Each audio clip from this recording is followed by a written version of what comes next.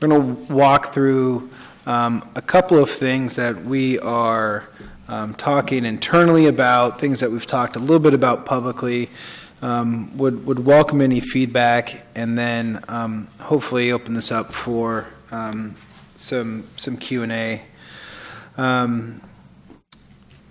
So one of the things that was brought up at the last Law and Legislation Committee hearing was to create an avenue for delivery. This needs to be done through a dispensary. And so what we're looking at creating is a series of licenses around what would be delivery-only dispensaries. We would also permit existing dispensaries to potentially deliver if they so desired. The process that we are currently considering is for the existing folks would be to require a modification of their existing conditional use permit. So if you are a dispensary, you have a conditional use permit, and if you wanted to conduct delivery, you would have to come in and seek a modification to that conditional use permit. You would also have to come in and obtain a modification to your business operating permit. And what we're kind of really just looking for is this really going to be, what scale are you going to do it? Does this use remain compatible with the surrounding area if you want to add delivery to that process? For what would be new folks, what would be the delivery-only dispensaries, the framework that we're currently considering is you'd still need a physical location. Still has to be brick and mortar somewhere, even though there isn't going to be a public interface permitted. That physical location still has to meet certain zoning requirements and certain distance requirements. So it has to be in a C2, C4, M1 zone. You would have to obtain a conditional use permit, just similar to cultivation activity or manufacturing or dispensary activity.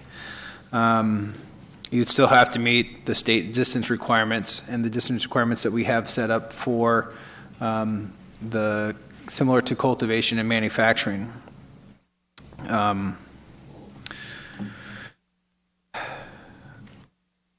Then there's also a fee for that, and co-location would be at least possible. Again, I think we would look at this as a kind of a site-by-site basis, but for policy reasons, I can't really wrap my head around why it wouldn't be okay to have several delivery dispensaries located in one physical space.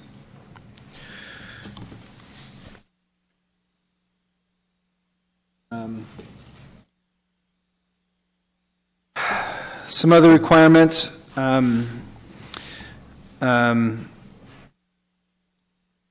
We currently have a background check requirement. We currently have a background check requirement that is currently at 10%. I'm going to be proposing this to align with the state regs to 20%. Our background check requirement also extends to all employees, and there's going to be what will no doubt be a robust conversation around this, but it is possible that we might be, well, I don't want to go too much into it, but it's possible that we might be kind of at least considering, I would be proposing to the committee that they at least consider being a little bit more lenient in terms of background check requirements on employees. There have been arguments made to barriers to entry into the marketplace. I think that they are valid. So I expect a conversation, a robust conversation for at the Law and Legislation Committee and at Council when this item comes up. But at least as in concept, background check requirements that would align with the state 20%, and extending that requirement to delivery drivers as well. Considering the concept of issuing an ID card for all delivery drivers, I think this is just more for us than for anybody else. So when someone gets pulled over, the conversation begins with, here's my city ID. I've been permitted to do this within the city. And, then we can move on to a conversation around what's in the trunk, which will have to meet all the state requirements around inventory and trace and trackability. Other requirements that we're considering is some requirements around vehicle age. We'd love to hear any feedback on this, but no more than 10 years old. I think my concern is at least that I wouldn't want a whole bunch of vehicles that are old and breaking down with several thousands of dollars of cannabis in the trunk. Not stated in state law, but at least a concern of mine, people arming themselves. Honestly, it never crossed my mind until someone brought it up in this room the other day, and I'm just not sure that that's a good idea. Open to hearing arguments to the contrary, but if you're delivering cannabis, I'm not sure you should have a sidearm.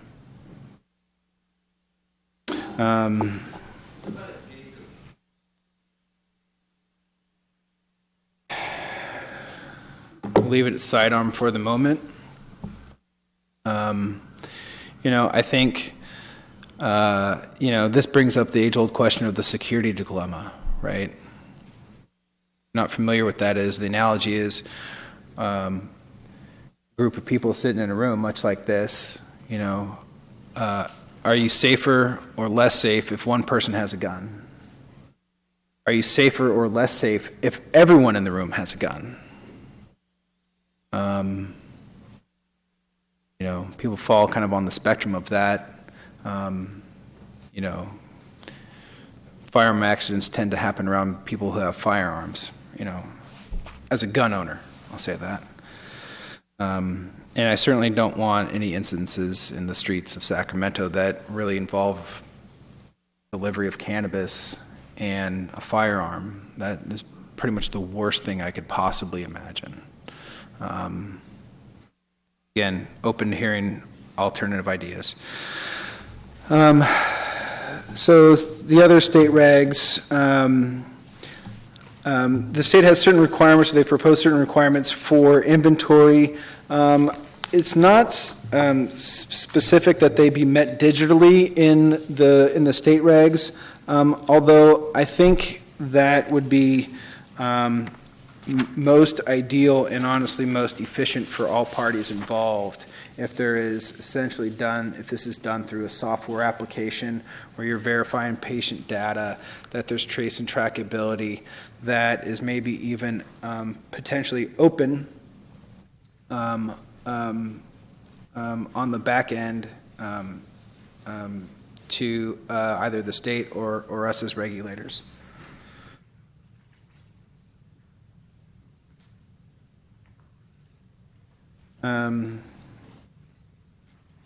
No markings on vehicles, so sorry, no advertising.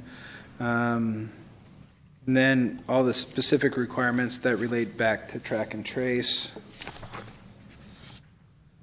So why not maybe just kind of stop right there and kind of open up for questions around delivery.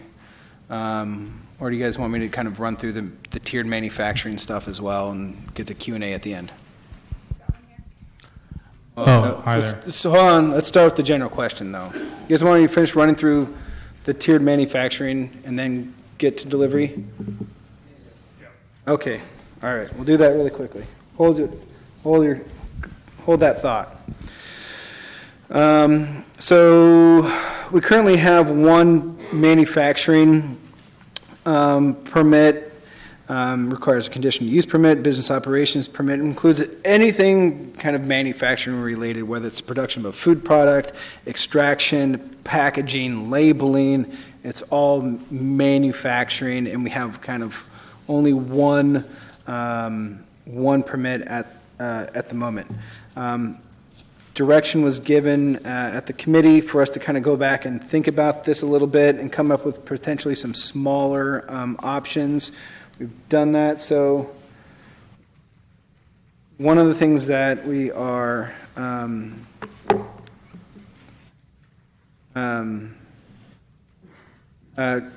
thinking about is some sort of smaller manufacturing permit, still remaining a bit of a catch-all that could include extraction, production, anything as manufacturing required. It would still require a conditional use permit and a business operations permit. The difference is that the business operations permit would be less expensive. We haven't put a dollar into that because we have to there's a legal calculation that we have to kind of follow to get to that. But we were thinking either as a definition of small or manufacturer, either limiting it by the amount of gross receipts or by the number of employees. Love your feedback on that. The other permit type that we're thinking about is really around small food production. Food production of edibles, topicals, that sort of thing. And so one proposal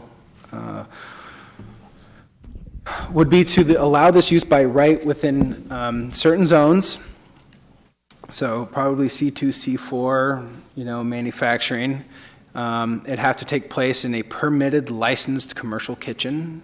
So there would be no conditional use permit required as long as it was done within a licensed permitted commercial kitchen. And so at that point, the only thing that you would need is a business operations permit, and we'd want to know very similar things to cultivation or dispensary. What are you doing, kind of how are you doing it? And then again, either capping it by the number of employees or by the amount of gross receipts. Again, this would be really on the production side of either food products or kind of topicals, not really geared towards extraction. But again, it has to take place in a licensed commercial kitchen. And BOP would be the only other kind of approval that was necessary. So with that, go ahead and stop and talk about anything you guys want now. Gentleman in the back. Oh, I was just wondering, can dispensary deliver outside of City of Sacramento? So have you read Prop 64? I would start by reading Prop 64. I'd start by reading all the McCursa language, and I would start by reading the language within the budget trailer bill.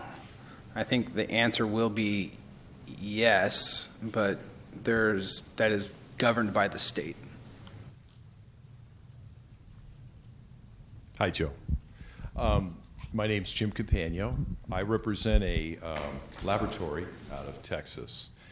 And what we do is we identify bacteria and fungi, and we do it through DNA sequencing.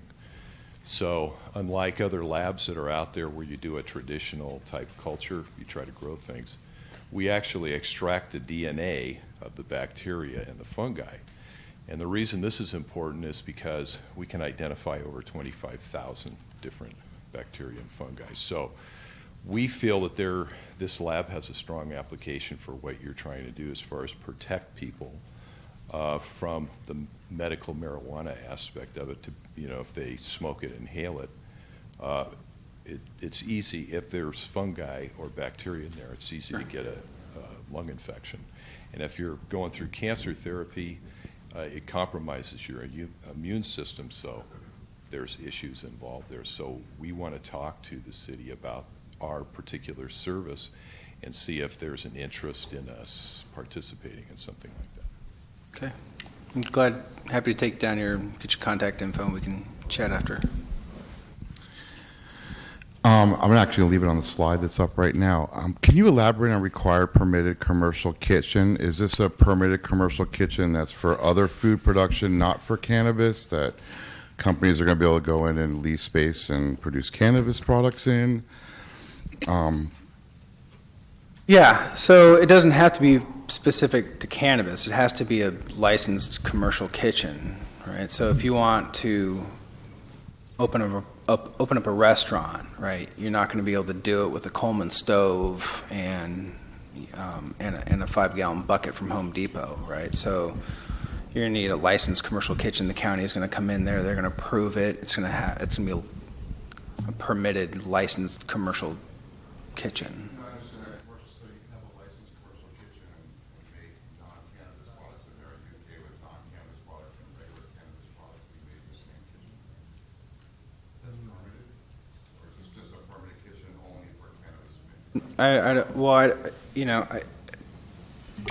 Presuming, I mean, if we need to get into the specifics of, you guys need to have separate pots and pans, then we'll do that. But, stove's a stove, a sink, a hood is a hood, a drain is a drain. Whether you're making a fillet or, a pot brownie, as long as it's being done and that meets health and safety standards, the policy thought is that why shouldn't that be a permissible activity, right? So this is really kind of geared towards trying to open up some innovation and small business entry points within this space. We've got a number of kind of people that are engaged in the food space. Do they want to they could potentially open up their kitchens to, folks moonlighting in this.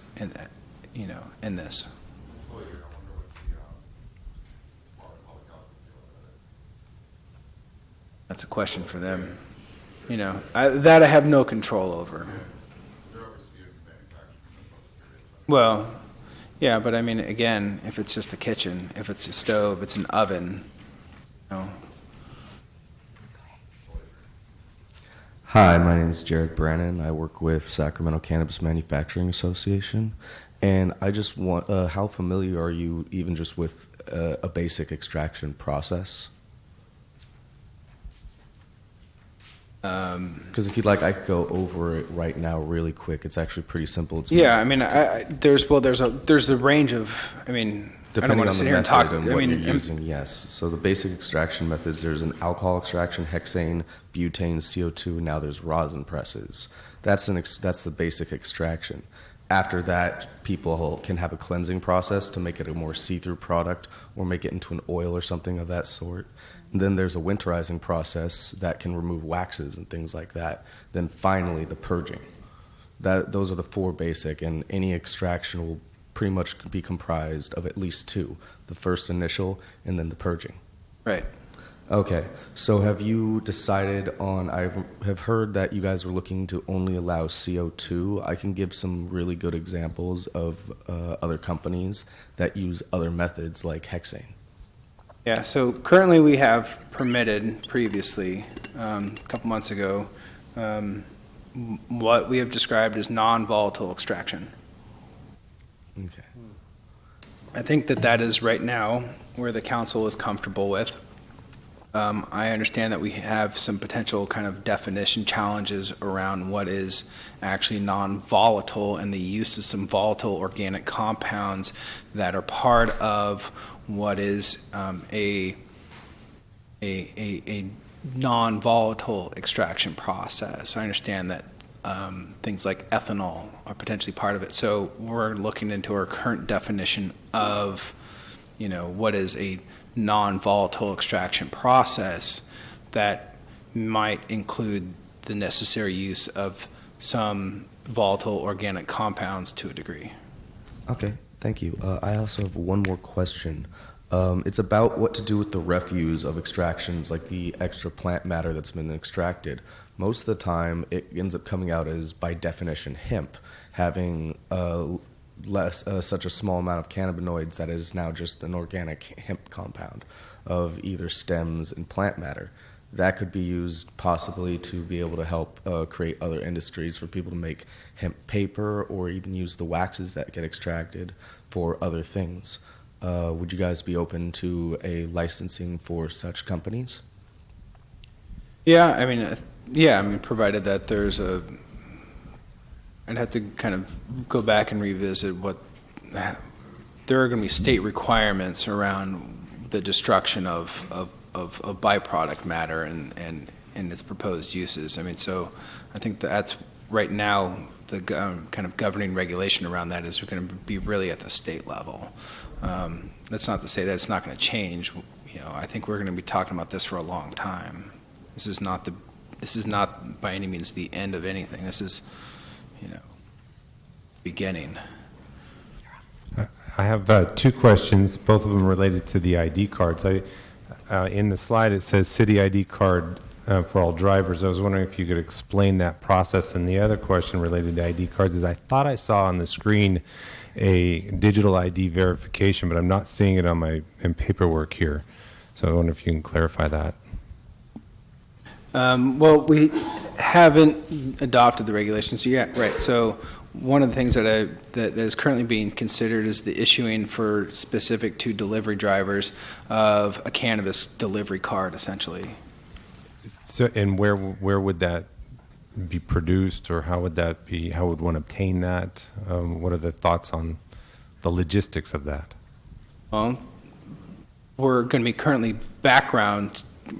Every delivery driver, every employee right now for cultivation, for manufacturing, for delivery is going to be required to go through a background check requirement. So we're going to see them in person, right? So they're going to have to come down here. They're going to have to get fingerprinted. They're going to have to be subject to the background check screening. For delivery drivers, you know, upon completion of, you know, kind of passing that background check, they could simply return to City Hall, get a picture taken, and a potential identification card issued. And then the second part, not sure what piece of paper you have, but it's not a requirement right now. But the state has certain requirements around inventory that delivery drivers are going to be required to have and maintain. I just personally think that in 2017 that requirement should be met digitally. Yeah, okay, just sort of an electronic record of what inventory they've got. Yeah, I mean, okay. If you want to do it on a smartphone app, you know, I mean, I just don't see, you know, why that is, you know, potentially. I'd personally, you know, like it all to tie together, right? So this should be, you know, something that you as an employer are managing your employees, and they're driving around with the digital manifest, and that's also telling you who's been delivered what at what time. It also tells you like their location. Yeah, I mean, you know, somebody probably pretty smart has already figured that out with a smartphone app. Hi, Joe. Tracy Stevens, representing East. Just a quick question. You had mentioned that you didn't see a problem with folks combining into one, I assume you meant brick and mortar for lots of delivery folks. How do you see that? What kind of license or regulatory structure would that concept have? Well, would they all have to be individually licensed, or? Well, if they're different businesses, yeah. I mean, so they'd have Maybe to. I misunderstood you. I thought you said that it would be okay to have a whole bunch of delivery folks together in one environment. Well, I don't know what a whole bunch is, but I'd say co-location, right? So if there's one building, right, and it had room for a warehouse, if you will, which doesn't have a store interface, and I'm a small operator, and maybe it's just myself, maybe I have myself and I'm 3 employees for my delivery company.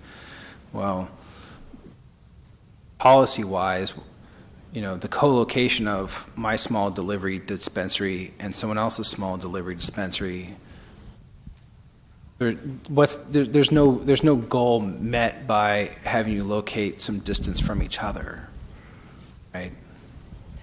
So potentially locate within the same structure.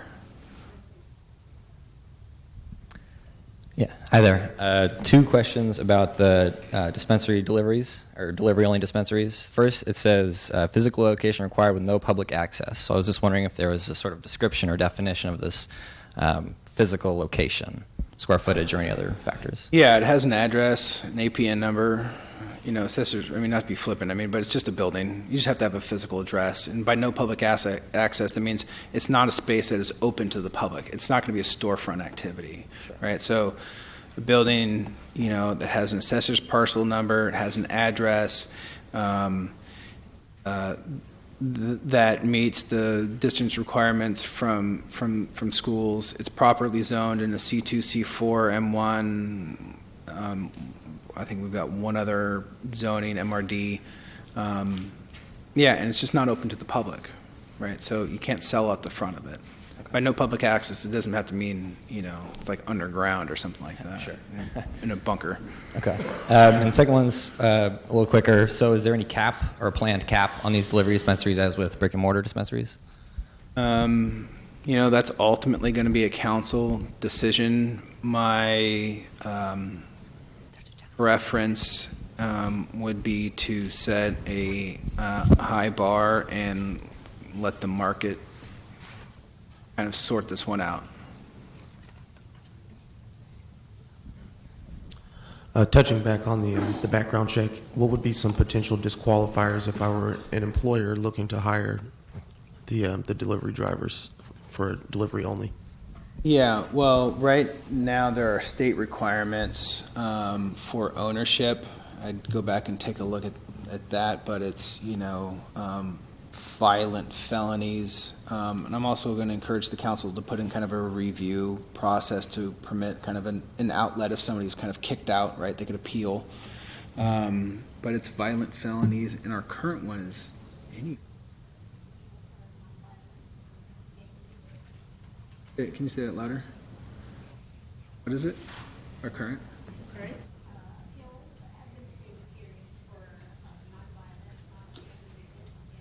But what kicks you out currently?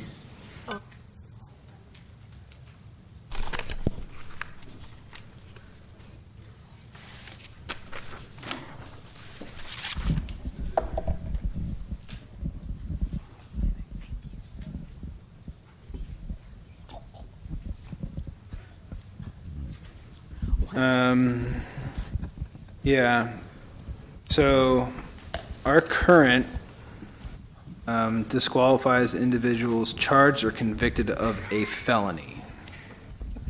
Disqualifies individuals charged or convicted of a felony of Penal Code 186.22, which is participating in a criminal street gang.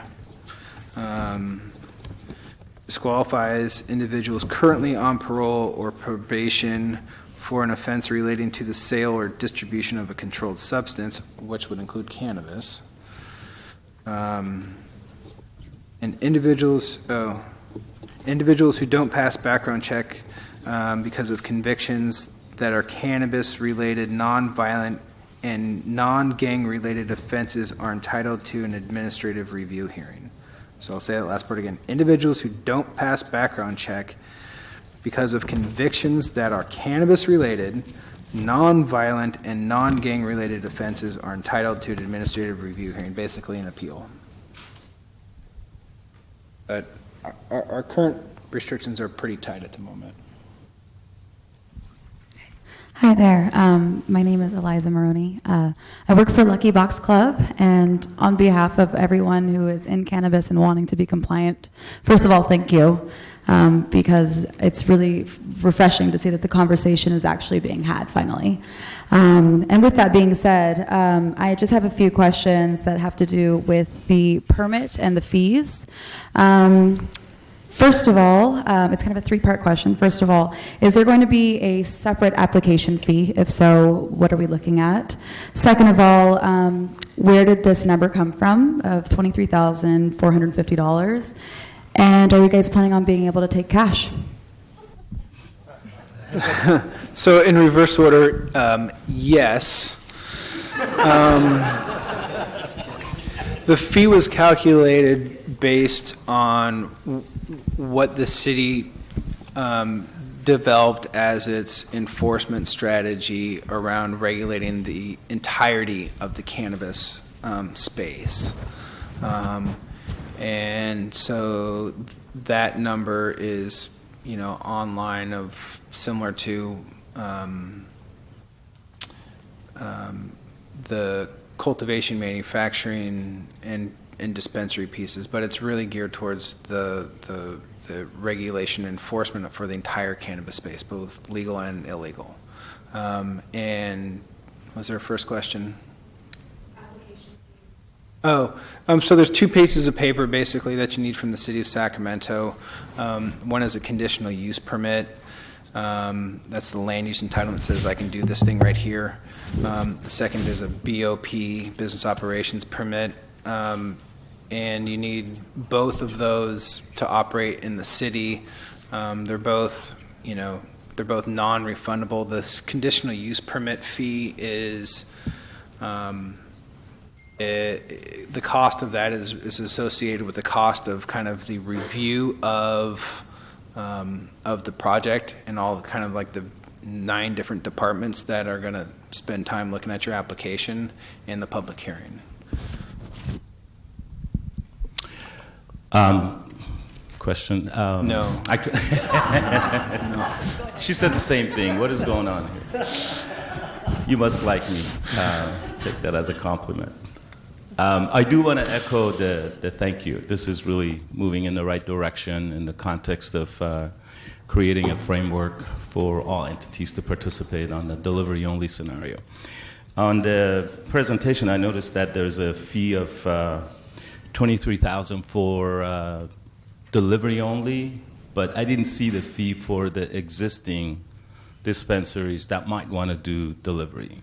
So the current dispensary fee is 21 and some change, and I have to have the conversation with our city attorney and staff around kind of what that delta might be. I don't have a number for that yet.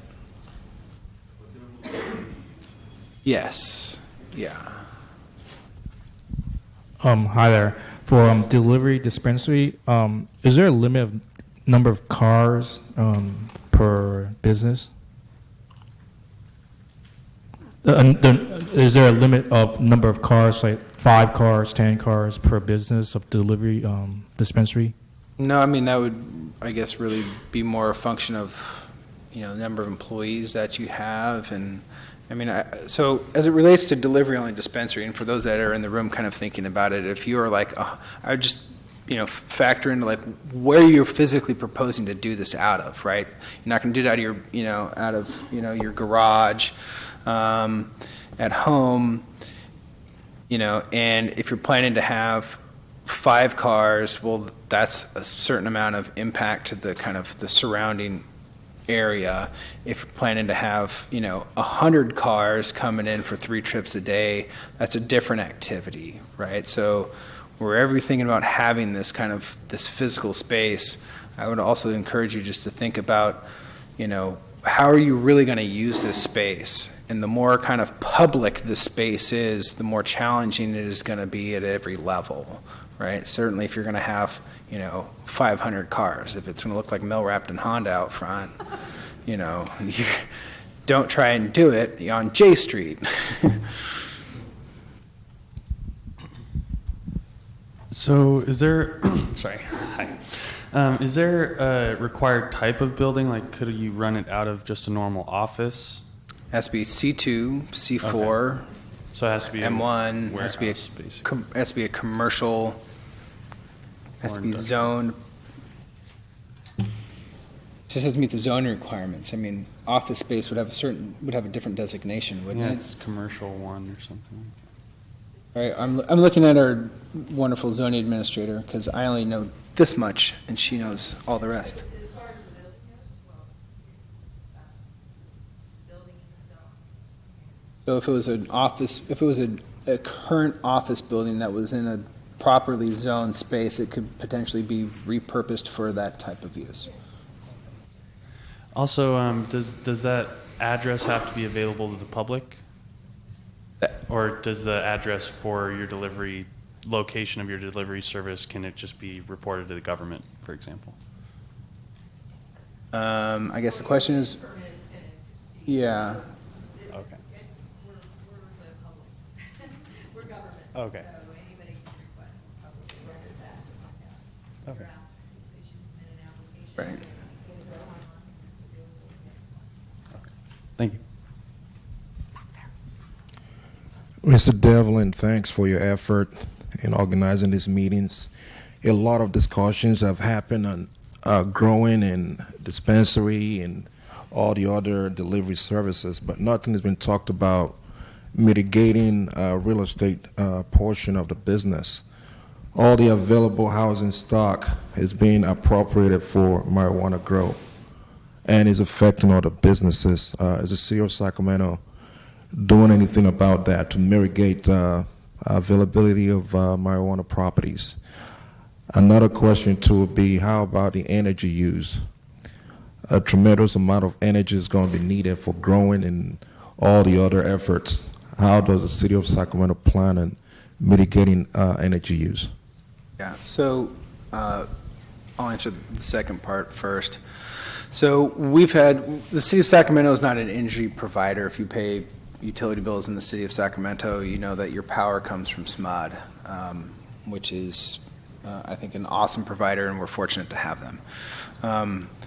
We've had lots of conversations with SMUD, and they are ongoing.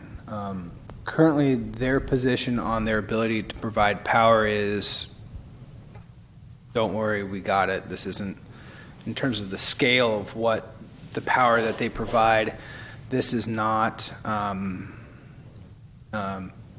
unreasonable or unobtainable. As for the illegal cultivation grows that are taking place in residential neighborhoods, yeah, so there's a number of things that keep me up at night, and this is one of them. This is the biggest challenge we actually have with cannabis right now, right? It's not our 30 permitted dispensaries. It's not even those folks that are currently, growing cannabis at a commercial scale in manufacturing and industrial spaces. It's the residential cultivation sites that we have. And to give you an idea of the scale of the problem, we're talking about 1,000+ homes. And by 1,000+ homes, I don't mean there's a couple plants in there. I mean, these are homes that have been gutted. Nobody lives there. They're entirely used for cultivation. They've got anywhere from 400 to 1,000 plants in them, depending on the size of the house. This is organized. This is not 1,000 persons doing this, individually. There's an organized element to this. So we're doing a couple of things about it.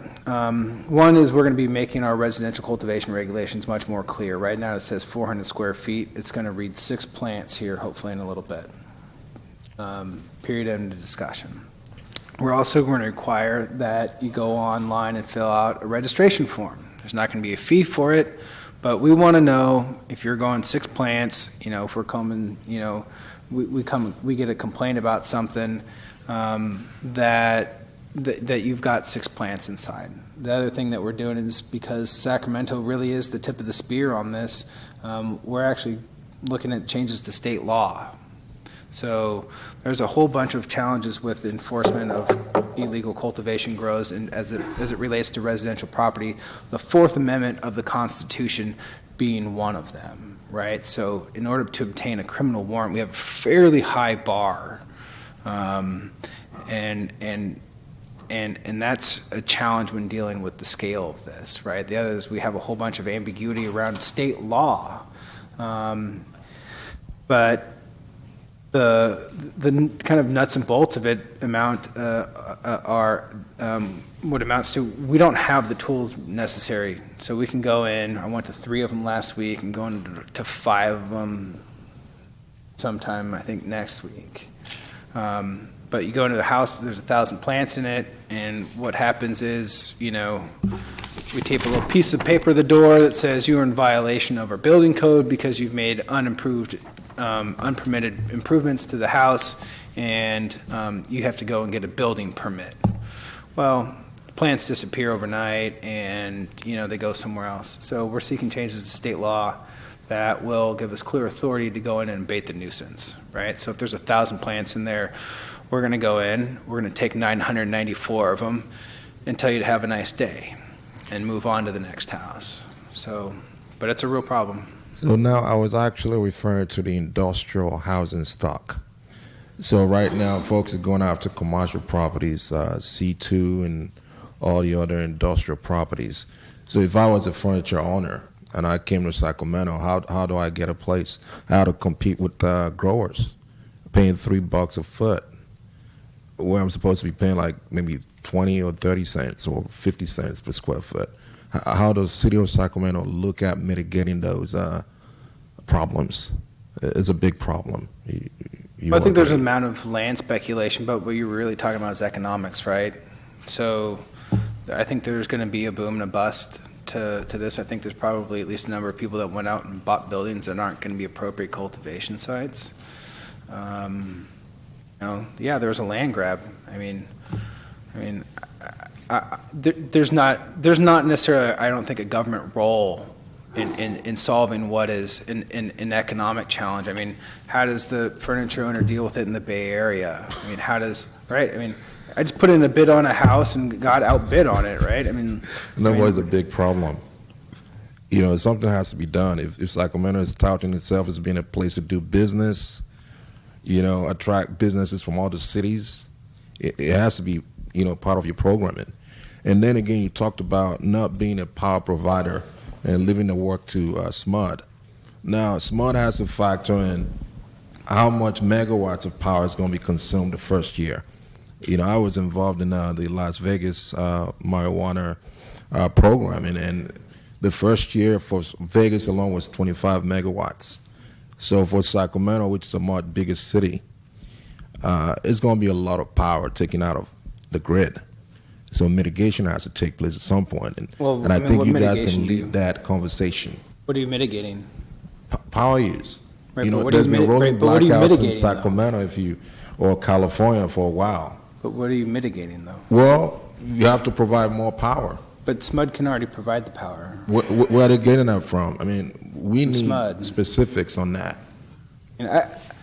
Until we turn on the lights and they don't come on, their board of directors have had this conversation with their executive director and their board of directors. Okay. They're confident in their ability to provide power. All right. Thank you. I'd like to talk about the topic of the guns that you were talking about earlier. I personally agree with you that it's not a good idea to just let a driver have a gun, because people with guns are typically more prone to getting in activities with gun violence that have been portrayed in them.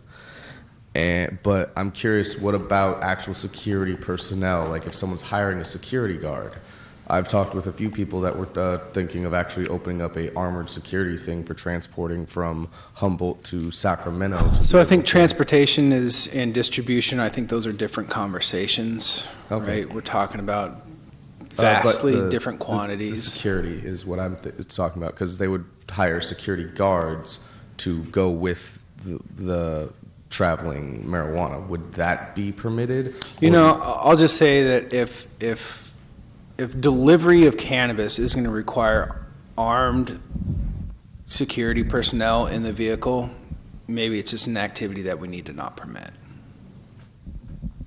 If it's that unsafe, then maybe we need to either not be doing it at all, or we need different controls. I personally believe that this is an activity that is somewhat, not unsimilar to food jets and Uber, and it's going to be allowed to happen relatively, uneventful within the city. So regarding background checks, specifically of drivers, are you anticipating looking at DMV records for like misdemeanor DUIs? And if so, how will expungements factor into that? I think our concerns are really more around, do you have a conviction for selling to minors? Those, and our current activities. I encourage you to go and look at the state requirements for ownership, and I think goal is to kind of better align with the state around their requirements. I was wondering, excuse me, in regards to small manufacturing production, custom production, like literally one-ofs, and could you, as a small manufacturer doing custom production, sell directly to the end user, or does it have to go through a dispensary to the end user? Well, the state is going to require you to go through a dispensary. So if there's a retail component, it's going to have to go through a retail facility. Hi, good afternoon. And maybe I missed this because I came in a little late, but as far as a cultivation site is concerned, one that has a permit pending or a permit that's going to be approved, will they be allowed to maintain a delivery-only service based on their CUP? They would need a different conditional use permit. So even at that site, they would need a separate CUP Right, for you've been permitted to cultivate. Correct.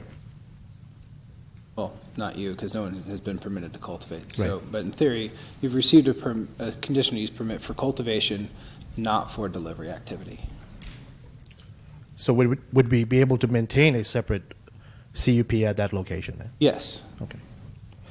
Just one other question. Any idea on when we would have distribution centers or permits available? So my goal with all of this, in terms of like, I mean all, and this is,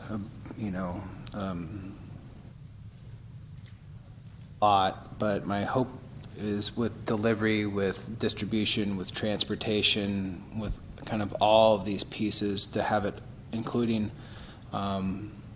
conversation with the council around adult use and on-site consumption, to have at least all of these conversations hopefully before the end of the year and have all these in place prior to that. Thanks. Just a quick question. With my experience with some of the delivery services I've worked with, the big vulnerability on their point is at the point of sale. And I was just curious if you're going to have any requirements for perhaps getting information from a potential patient or customer of theirs, or residence, address or whatever, so that if there is an issue, that law enforcement is pointed in the right direction. Well, there are state requirements, and if we need to put those into our own regs, we will. But I mean, you can't have it delivered to the corner, right? It needs to be to a physical address. For medical, there should be patient verification capabilities, right? There's potentially at least a conversation to be had around double verification. So you're verifying the patient when the request is coming in, and you're verifying that that is in fact the person that made the request, right? So I'm not ordering all of my sister's pot for her, and she never gets it. How would that work with recreational? Well, you're going to have to do identification, at least verification that they are meeting the age requirement.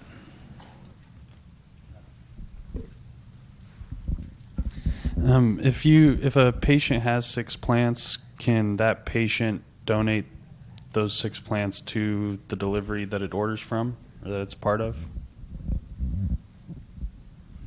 You're getting into the nuances of McCursa, and our current residential cultivation requirements are 400 square feet. I'm hopefully tightening them down to 6 plants for other purposes, not necessarily to get at the people that are trying to co-op, but you probably should consult an attorney.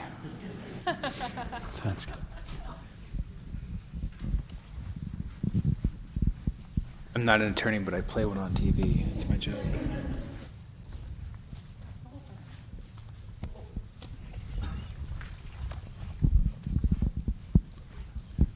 As far as for adult recreational use, is there going to be some necessary paper trail or something like that where it says, hey, I'm buying X amount per year or every day or anything like that? Or is it just verify that they're 21 and make sure that you sell them under the legal limit that day?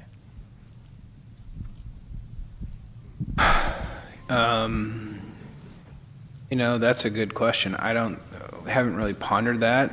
That's probably an area that I would look to the state.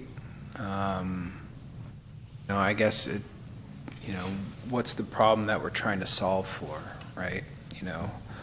Despite working for government, I'm not a regulate first, ask questions later type of person. So, I generally begin a policy discussion with, what are we trying to solve for? So if there's a problem that we're trying to solve, whether it's somebody, buying an ounce a day and kind of reselling that but to whom? I mean, who's this market? People that aren't 21? Okay, well, yeah, then you're probably going to, end up going to jail. But, what's the market? If I'm buying through a dispensary because I'm 21, I'm trying to turn around and resell it, like who am I really reselling it to? If everybody can, call up Uber and the equivalent of. My more concern would be just so that way as a private citizen I can keep my private life private. So that way if I want to be able to buy as much as I want, but not necessarily have a paper trail where somebody can figure out that I'm buying. Yeah, I don't. That's between you and your dealer.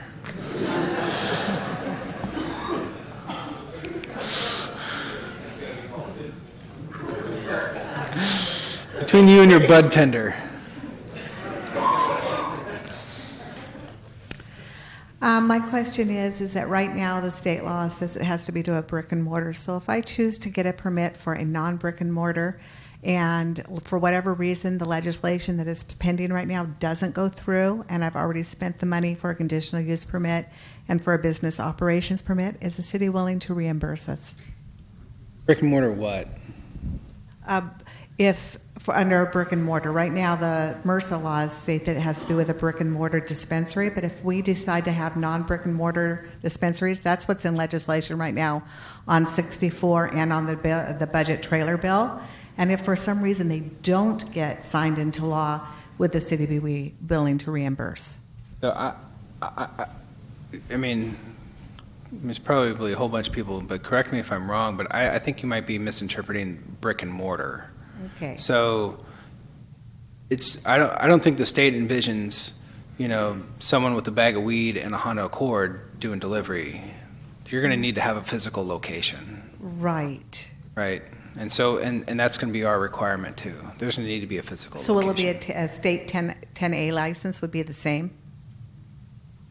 Well, see, the state has their tier of licensing for dispensaries, a 10 or a 10A. Right, I can't remember which is which off the top of my head. I mean, so if you want to deliver and be a delivery-only dispensary, you're going to need a physical address, 4 walls and a roof, be in a certain zone, C2, C4, M1, MRD, obtain a conditional use permit and a business operations permit. There's zero chance of not having a physical space. Right, I'm just looking at the state law it's pending right now. Yeah, I honestly. Right. You're right. Right. In non-storefront, in brick and mortar, every store, every dispensary is going to have, 4 walls and a roof, whether you have a public interface or not. If you don't have a public interface, that makes you a delivery-only dispensary, and you're still going to have a physical location. So, and that's going to be the state requirement.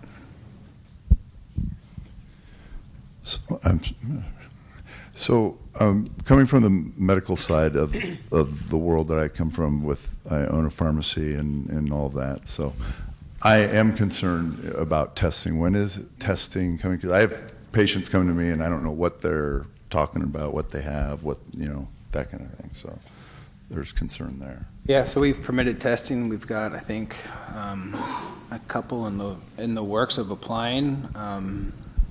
Yeah, I want more of them. I mean, that's going to be the best I can tell right now. That's going to be a huge bottleneck when all this stuff comes online. So we've got a handful of labs in the state and a gazillion products. So, I mean, there's going to be probably at least 180 days kind of that is in the regs right now. That's kind of that 180-day grace period. See how many come online and how many get through, and it's going to be a problem. All right. I currently operate a delivery service, and we have a little problem. We have more cash than cannabis.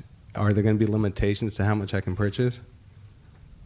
That's so under the state right now is you can have up to $3,000 in product. No, I mean purchase wholesale, like me go direct to the farmer. Like I know what the driver can carry, but as a business, are there limitations to how much I can purchase? Not at the city. Cool. But you're entirely illegal activity right now at the moment. I'm just going to point that out. So, no, we don't have, yeah.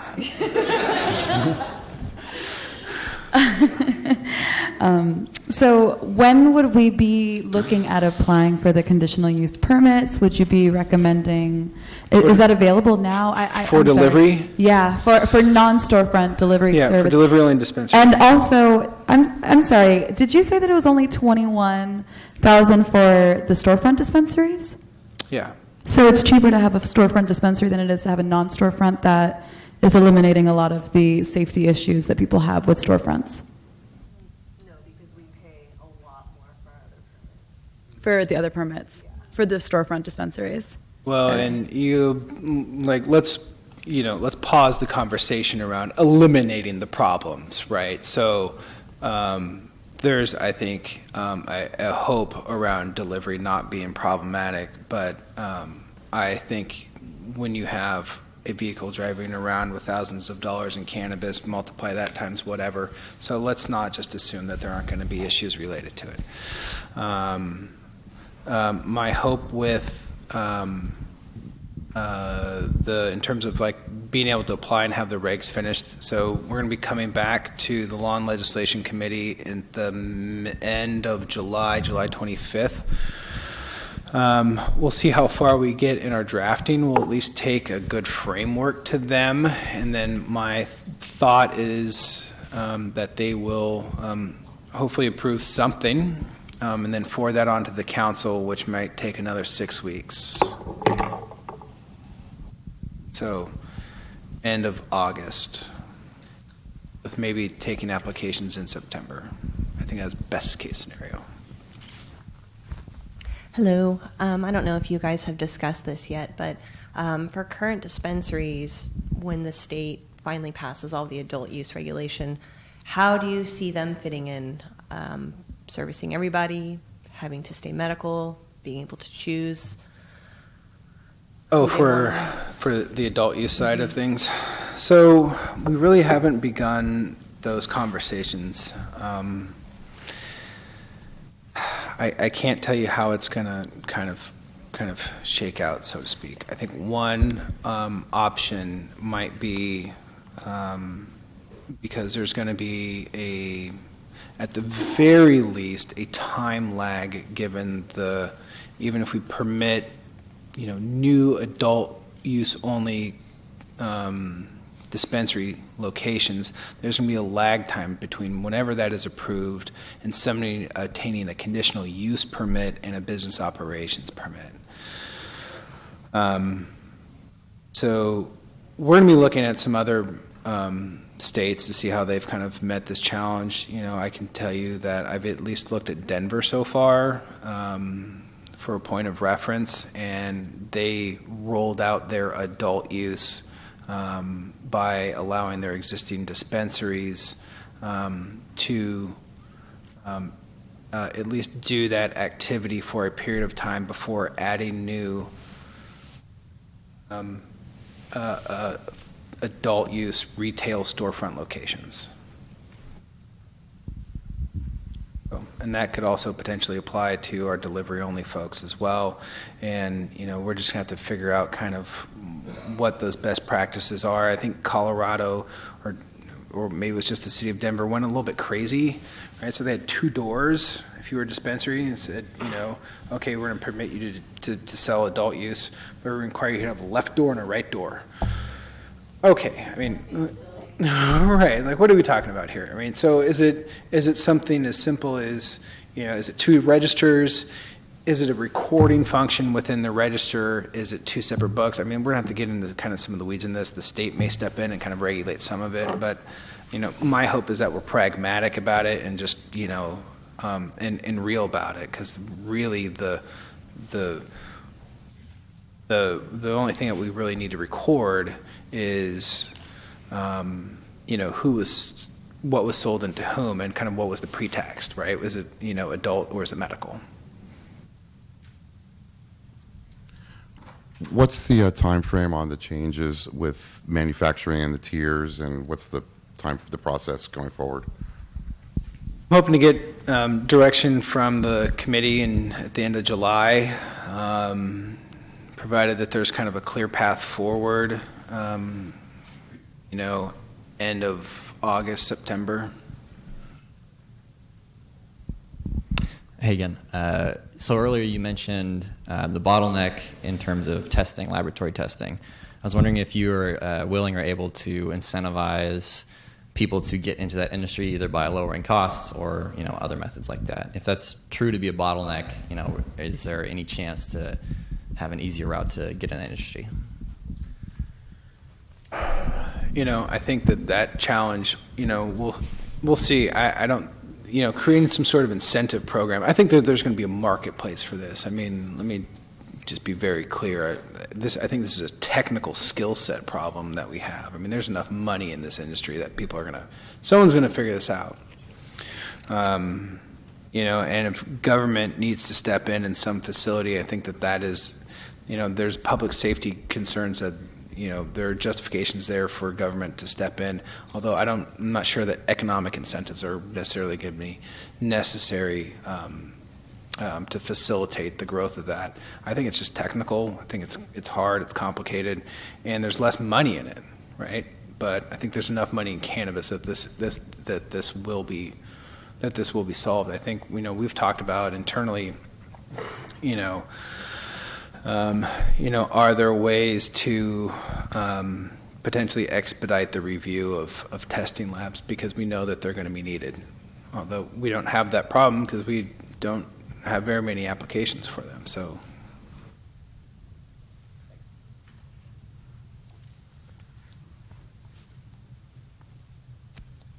going once. Cool. Uh-oh.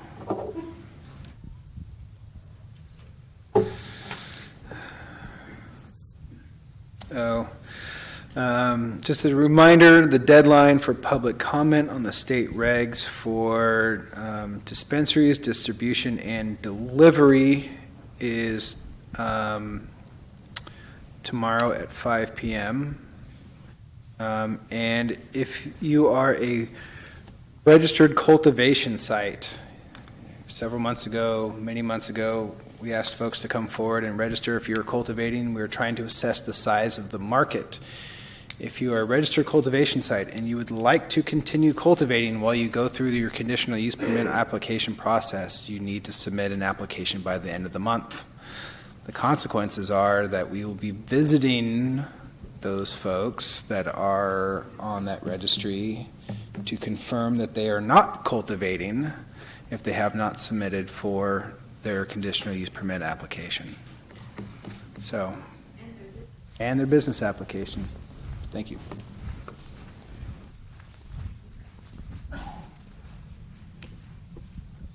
And my name is Amadeo. I work with Macaulay Architects, and we have, when we submit for food, we have to submit to the county, and they pretty much across the board know how to deal with food. Are there going to be representatives like in the fire department and in food that understand what we're doing, or is it just going to get held up because they're confused and everybody's, I don't know what to do with this, Well, what are you doing? Well, manufacturing? Well, if we're like in manufacturing, the fire department has to look at it a certain way. The health department's going to look at it in a certain way. And I don't want, and I know a lot of these people don't want uneducated people or people that aren't educated on how to look at these things. So is there going to be like, say, this fire chief, he has an assistant who understands that there's a concentration of electricity, plants, with the food, cross-contamination, someone who's educated. Are you going to appoint these? Is the city going to do this? Or is just we just hope for the best and our permit takes 3 times as long because of confusion? So your project plan, the projects are rounded to multiple departments. If there are new things that are unfamiliar to us, they'll come back in the form of questions. But we're not unfamiliar with food manufacturing. We're not unfamiliar with electrical load calculations. We're not unfamiliar with hazardous materials. The only thing that's kind of new in all of this is really their application to cannabis. So we've got, pretty talented staff. So hopefully there won't be undue delays on anything.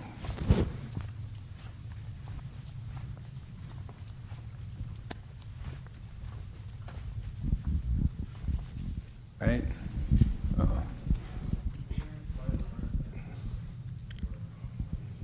No slides. I'll keep you guys all posted for that. But yeah. One more question. Now, if you have a CUP already permitted on a property, can you move your operations later down the road? Yes, but you'll need to either move into a building that has a conditional use permit for that activity or obtain a new conditional use permit activity. Conditional use permits are land use entitlements that are attached to the APN or to the property. So there are no restrictions on CUPs, right? No, there's. As far as applications. I don't understand the question. So the conditional use permit. If I had a CUP already issued and I want to move my business, you tell me 2 years from now there will still be applications for a CUP to move my business? I can't promise that the council isn't going to, stop, direct me to stop issuing business permits or put some other restrictions on conditional use permits. We don't have a cap right now. I don't know exactly how this whole thing is going to shake out. But right now we don't have a cap on cultivation. We haven't seen the flood of applications that I think the council kind of maybe at once feared. And so I think that they're just kind of taking a wait and see approach to this, but I can't predict the future. But a future location is either going to need any location that does cultivation, manufacturing, delivery only dispensary, whatever it is going to require a conditional use permit. Okay, thank you. Hi, me again, sorry. So you said that you'd looked at some of Colorado's laws as far as the delivery businesses. Have you looked at any other states as far as any extractions and things like that? I'm familiar with Oregon's laws, and they actually have more restrictions on the building and things you have to get ready for if you are using solvents in extractions. But they allow alcohol, hexane, and even have allowed some limited butane establishments. Would you be willing at looking at some of those to try and maybe cherry pick what is good and works for us? Because obviously we're not Oregon. Yeah, so I will answer your question in this way. The council is currently not permitted volatile extraction.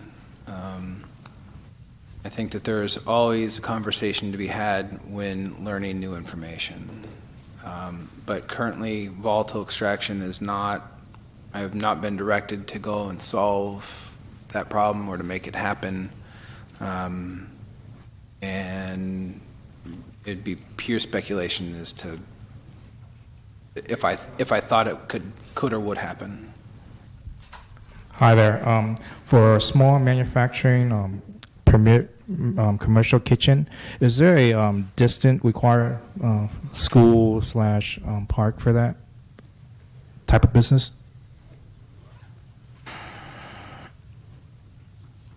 You know, I hadn't quite thought of that. I think we'd have to at least go back and check with state law. There might be, certainly for schools.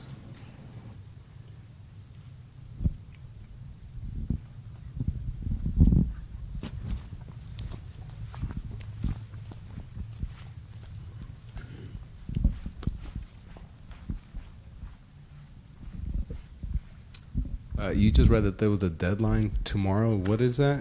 A deadline for? So the state has published draft guidelines for a host of things, delivery being one of them. So tomorrow at 5 is the comment deadline for the state's draft regulations.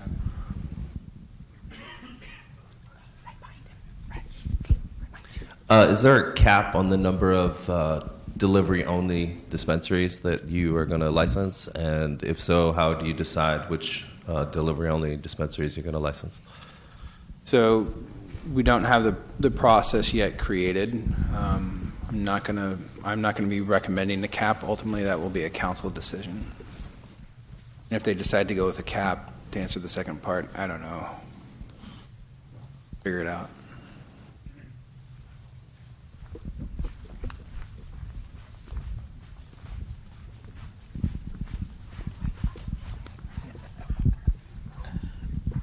Quick question about track and tracing. I know the state's going to require it after the first year.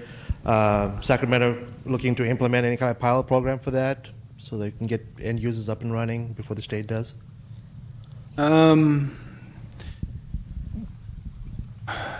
We've been approached by a couple of folks, but you know, I want to be careful about getting ahead of the state on this. You know, I really want to see what the product is and how it works. You know, hopefully it's awesome and it works and it meets everyone's needs. I don't know. Not at the moment.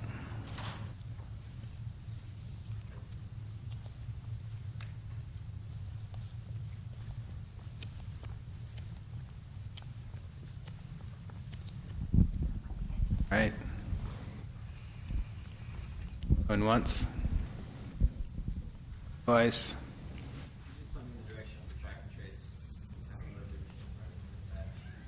I think there's still. I don't think it's out yet.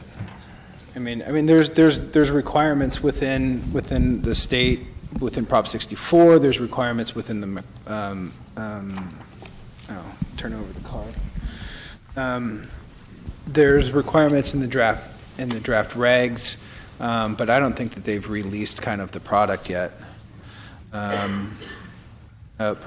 Proposed manufacturing state regs, public comments, 614, 1 to 3 p.m. at the California Department of Food and Ag, 1200 N Street. If you're interested in attending that, they're going to be having a public hearing on the draft state regs for manufacturing. It's 6/14, so Wednesday, from 1 to 3 p.m.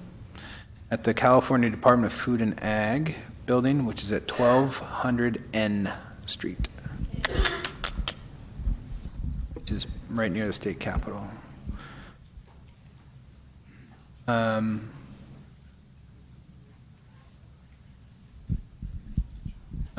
And we don't have another one of these meetings scheduled at the moment.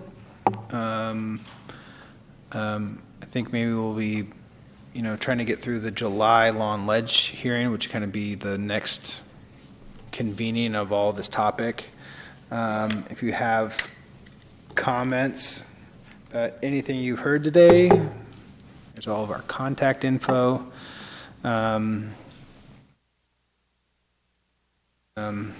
Yeah.